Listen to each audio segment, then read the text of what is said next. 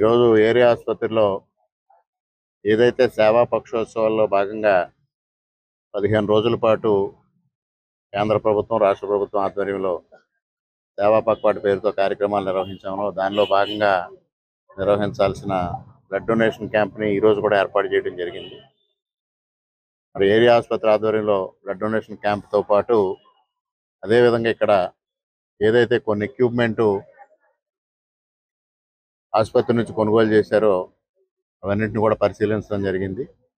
అదేవిధంగా ఇవాళ ఏదైతే గైనిక్ వార్డులో ఏసీలు కూడా ఫిక్స్ చేయడం జరిగింది. అన్ని విధాలుగా అధునాతనవంతమైన సౌకర్యాలు ఏర్పాటు చేయాలి. కార్పొరేట్ ఆసుపత్రులకు ఏ విధంగానూ తీసుకోకుండా ప్రభుత్వ ఆసుపత్రిని కూడా తీర్చిదిద్దాలనే లక్ష్యంతో కూటమి ప్రభుత్వం పనిచేయడం జరుగుతూ ఉంది. దానిలో భాగంగానే ఇవాళ ఏరియా ఆసుపత్రిని అన్ని విధాలుగా డెవలప్ చేయడం జరిగింది. గతానికి ఈ రోజుకి భిన్నం ఏంటంటే, గతంలో ఒక థర్మామీటర్ కూడా ప్రజల నుంచి విరాళాలు సేకరించేవారు యనపర్తి ఏరియా హాస్పిటల్కి సంబంధించి. ఆసుపత్రికి సంబంధించి డెవలప్మెంట్ ఫండ్ ఉన్నప్పటికీ కూడా అంటే ఆ రోజు లెక్కలు ఏ విధంగా ఉన్నాయో ఎవరికి తెలియదు. విరాళాలు సేకరించి ఇక్కడ డెవలప్మెంట్ ఫండ్ నుంచి ఖర్చు పెట్టినట్టుగా రాసే పరిస్థితి చూసాం. ఆనాడు శాసనసభ్యుడిగా ఉన్నది సాక్షాత్తు ఒక వైద్యుడు. ఇక్కడ ప్రభుత్వ ఆసుపత్రి నిర్వీర్యం చేస్తే ప్రైవేట్ ఆసుపత్రుల పరిస్థితి బాగుంటుంది, ఆశాజనకంగా ఉంటుందనే పరిస్థితిలో పూర్తిగా ఇక్కడ నిర్వీర్యం చేసే పరిస్థితి తీసుకురావడం జరిగింది. ఇవాళ 100 పడకల ఆసుపత్రి నిర్మాణం కూడా శరవేగంగా జరుగుతూ ఉంది. ఇప్పుడే ఇంజనీరింగ్ అధికారులతో కాంట్రాక్టర్తో కూడా సమీక్షించడం జరిగింది. యాక్చువల్గా ప్రభుత్వం నిర్దేశించిన అగ్రిమెంట్ పీరియడ్ కూడా ఈ నెలతో అయిపోయింది. అయినప్పటికీ కూడా కొంతకాలంగా పేమెంట్స్ లేక వాళ్ళు కొంచెం ఇబ్బంది పడిన నేపథ్యంలో ఇటీవల కాలంలో ఏదైతే ఆసుపత్రి నిర్మాణం జరుగుతూ ఉందో ఆ కాంట్రాక్టర్స్ కూడా ప్రభుత్వం కొంత పేమెంట్స్ రిలీజ్ చేయడం జరిగింది.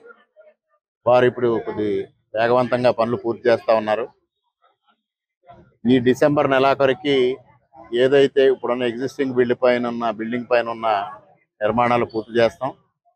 అదేవిధంగా మార్చి నాటికి మొత్తం ఆసుపత్రి కంప్లీట్ చేసి ఇస్తామని కూడా వారు చెప్పడం జరిగింది. ఏదైతే 100 పడకల ఆసుపత్రికి సంబంధించి 87,000 చదరపు అడుగులు విస్తీర్ణం ఉండాలో ఇప్పటికి ఇంకా పూర్తి స్థాయిలో ఆ నిర్మాణాలకి మంజూరు రాలేదు. దాన్ని కూడా అదనపు నిర్మాణాల కోసం కూడా వారిని లైన్ ఎస్టిమేట్స్ తయారు చేసి ఇమ్మని అధికారులను కోరాను. వాటి కోసం కూడా నిధులకు ప్రయత్నం చేసి వాటిని కూడా నిర్మాణం చేపట్టి అన్ని సౌకర్యాలతో, అధునాతనమైన సౌకర్యాలతో కార్పొరేట్ ఆసుపత్రికి ఏ విధంగానూ తీసుకోకుండా అనపర్తి ఏరియా హాస్పిటల్ తీర్చిదిద్ది రోగుల కోసం అందుబాటులో ఉంచడం జరుగుతుందనేది సందర్భంగా తెలియజేస్తూ అందరికీ కృతజ్ఞతలు. తెలుగులో న్యూస్ కి ఫాస్టెస్ట్ యాప్ ఇప్పుడు టోటల్లీ న్యూ అవతార్లో జస్ట్ 5 సెకండ్స్ లో కంప్లీట్ న్యూస్. సోషల్ మీడియాలో ట్రెండ్స్ కి one stop solution. Live TV app voice search option తో ఇప్పుడే డౌన్లోడ్ చేయండి లేదా అప్డేట్ అయిపోండి. యాప్ లింక్ డిస్క్రిప్షన్ లో ఉంది.